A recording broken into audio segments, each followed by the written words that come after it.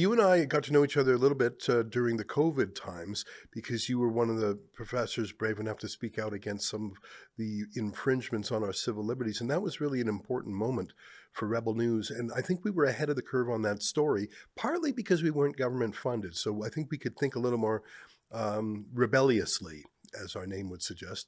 And especially when the truckers started rolling, I knew something was afoot. Well, here we are 4 years later, and I feel like some other convoy is afoot, but it's not a trail of truckers. I think the people of Alberta, astonishingly, incredibly, unpredictably perhaps, are going to have a vote on independence. It looks like the vote's going to be on October 19th, and there seems to be a lot of energy out there. Give me your thoughts on what you think is coming in Alberta. And then I'm going to ask you some more specific questions about your thoughts on what its laws should look like. But first, I guess I want to know is why does a professor in Kingston, Ontario, have such a keen interest in the future of Alberta? Great question. Fair question. And the answer, I think, goes like this. Canada is broken.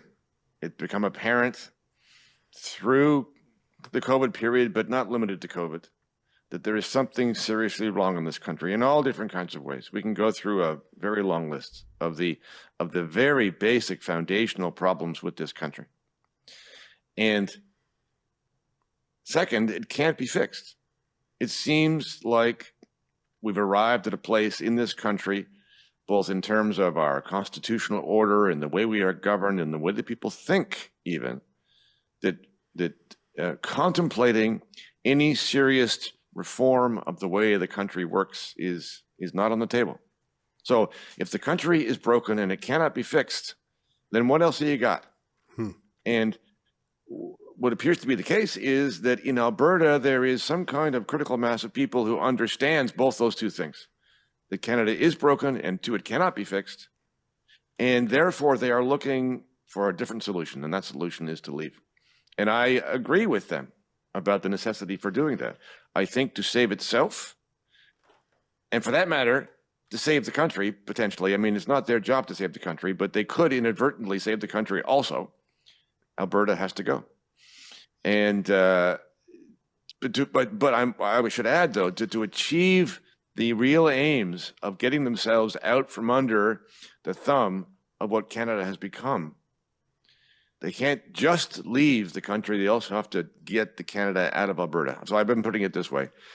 Alberta should escape the Canada that is outside Alberta, but it also needs to purge the Canada that is inside Alberta. And there's an awful lot of Canada inside Alberta. So it's a thing. And I've put it this way. People have asked me, well, what are the chances? What are the chances of Alberta actually separating? And my answer to them honestly is, I really don't know. I mean, I can't say. I'm not on the ground most of the time in Alberta. Other people would have a much better call on that than me. But I do know this. The chances are not zero. And that makes it a better chance than any other thing I've heard, any other idea I've heard for seriously reforming this country. I'm an Alberta boy originally, grew up there, went to business school and then law school. I came out east about 15 years ago for a media opportunity at the Sun News Network, and Rebel has caused me to stay out here. I do go back fairly often, and I do regard myself as an Albertan at heart. But listen, if you're in Ontario for more than a decade, you can't say I'm in exile. I mean, you become a bit of an Ontarian, which I am. And so I'm trying to reconcile this within me, because here's something I believe is true about Alberta independence supporters. Paradoxically, they're the most pro-Canadian people. They're the ones who are appalled when Sir John A. Macdonald is stripped off the $10 bill. They're the ones who are disgusted when the national anthem is changed to make it more woke. They're the ones who are irritated when statues are torn down or defaced. So the people who are for Alberta independence are actually the most Canadian of people. They're the military veterans. They're people who have served at risk to themselves. And I don't think that's a paradox, because I think Alberta independence is, like you say, perhaps the most likely way to solve the corrosion of Canada and deal with some structural problems that good Canada still had. I don't think it's a contradiction. Just super quickly, and then I'll throw it back to you. When I was in Medicine Hat last week on an independent speaking tour with Sheila Gunn Reid, Tamara Leach, our friend Corey Morgan, there was a counter protest for the first time ever, Bruce. I'd never seen it. And the counter protest didn't really know what to do. These were people who normally carry Palestine flags and trans flags, and they didn't know how to be Canadian. They had mainly Canadian flags, which I think was the first time they ever held those, because normally they're against Canada as a colonizer, as a genocider. So they were saying, rah, rah, Canada. And these are sort of Palestinian trans activists who have never said those words. They were trying to sort of hurt our feelings by saying, ha, you actually do like Canada. Like they didn't know what to say. Some of them were just sort of swearing. But I guess my point is, and please react to this, to be an Alberta independence-minded person, you don't hate the rest of the country. You're just saying it's not working and it's getting worse for everybody. And we think that we can make a go of it alone, certainly economically. Sorry for that long ramble, but there is a duality there. Well, there's also a historical parallel, perhaps, which is that the American revolutionaries, their original complaint was that they were Englishmen and they were not being treated as Englishmen by the king. In other words, they wanted to be English. They wanted to be fully English. They wanted to have the rights of Englishmen. They wanted to be within the structure of English government. And their complaint was, you are not treating us like Englishmen. And so, of course, that morphed and they became something else. But it's a similar pattern as the one that you're alluding to. I think in many ways you're right that Albertans who now want to be independent lament the loss of a nation most acutely. And in many ways, they have been among the most loyal Canadians, and Canada in return has not been loyal to them. And they have a whole series of complaints, and I think they're quite valid in terms of representation in the way the government is structured, in terms of the way the policies have obstructed their primary industries and the way that their wealth is siphoned off and spread around the country. All of those things are valid, but there's something more concrete, which is that Canada as a nation has morphed into a strange thing. And they and I agree with them about an awful lot of things. They don't want to live in this country anymore because of what it's become and how the people in the country, not all of them, but many of them and probably most of them, now think about things. And so to me and to them, I think there are no real alternatives now but to figure out a way to get out. Budget 2026 is focused on what matters, including record investments in education. Budget 2026 is focused on giving students the best opportunities to succeed. That's why we're following through on our commitment to hire 3,000 more teachers and 1,500 more EAs. It also focuses on fast-tracking the construction and renovation of 161 schools across the province. Budget 2026, focused on what matters.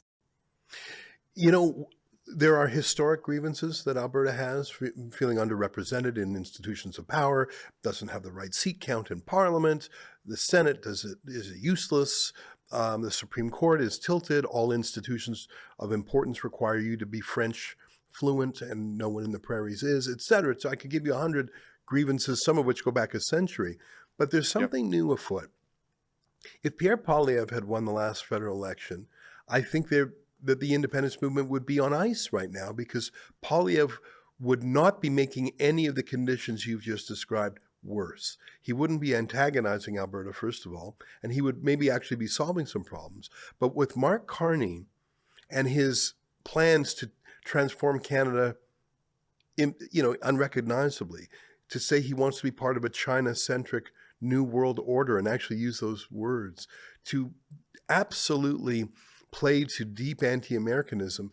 Not only are Albertans, in my view, saying we're not comfortable where Canada is right now, like you say, it's not what we recognize, but holy smokes, if Mark Carney is serious and successful, and Ontario and Quebec certainly want to see him succeed, Canada is going to be changed even more it'll become even more unrecognizable.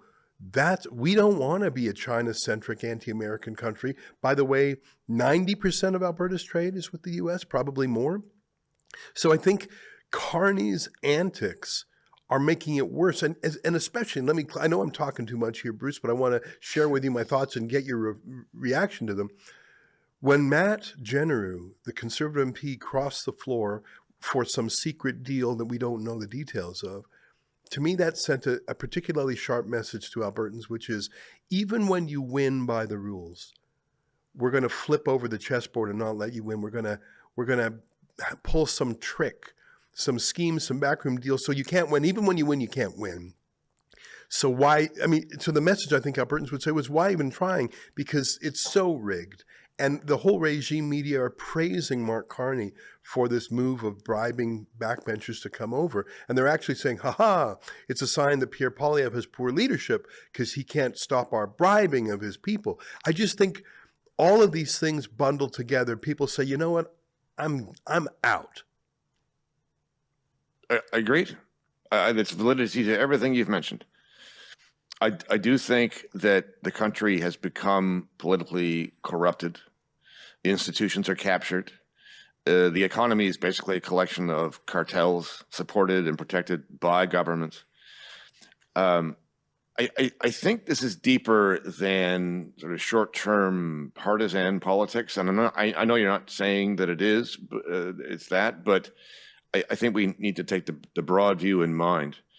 But nevertheless, there is something to it. So I think a lot of people in Alberta, and of course, not all Albertans, because Albertans are very split on this as well, but there's a critical mass of people in Alberta, I think, that were incredulous after the last election, having suffered through a decade of Justin Trudeau and seeing the rest of the country, and maybe not all the rest of the country, but the voters in the eastern parts of the country elect the same government again. And at the time that Justin Trudeau was elected, the per capita wealth of the country was comparable to the U.S. And now, on a per capita basis, Canada is poorer than Alabama and almost as poor as Mississippi, the poorest state in America. And that's no accident. This is something that we've done to ourselves, and yet it seems to be the determination, especially as a reflection of the way the country is structured in terms of its seats and so on, that the country is determined to keep that particular ideology in power. After the last election, I had opportunity to listen to a Conservative Party strategist talk about what had happened. And of course, they were unhappy to lose, but they were very happy, he said, with the numbers. He said, we achieved 41% of the vote.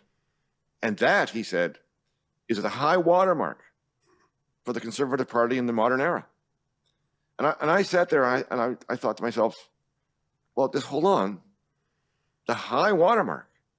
What you're telling us is that you cannot realistically expect to get more than 41% of the vote ever, because that's the best you've ever done. That means that we all live in a leftist, progressive, socialist country. That even in the best case scenario, you are not going to win unless the left splits the vote. That's an excerpt from my daily show, the Ezra Levant Show. Every weekday, I do a monologue, interview a newsmaker or another interesting guest, and read my fan mail or my hate mail. You don't want to miss it. It's the only show of its kind in Canada. Go to rebelnewsplus.com to learn more.